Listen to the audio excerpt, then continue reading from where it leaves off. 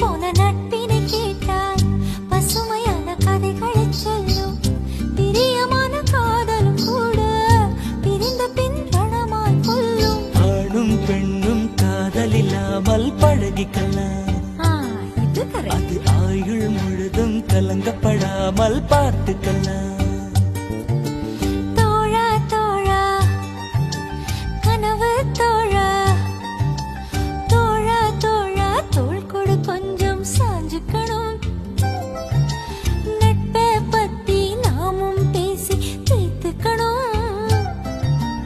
ஒன்ன நாம் புரிஞ்சுக்கணும், ஒன்னொன்னா தெரிஞ்சுக்கணும்.